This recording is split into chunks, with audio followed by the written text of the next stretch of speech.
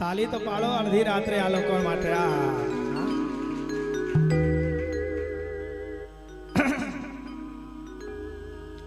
પહેલી દ્રષ્ટિ સૂર્ય ચંદ્ર ઉપર ગઈ. રાહુ સૂર્ય અને ચંદ્રને આજે પણ ગ્રસે છે. અમાસના દિવસે સૂર્યગ્રહણ અને પૂનમના દિવસે ચંદ્રગ્રહણ આજે પણ થાય છે પૃથ્વી ઉપર.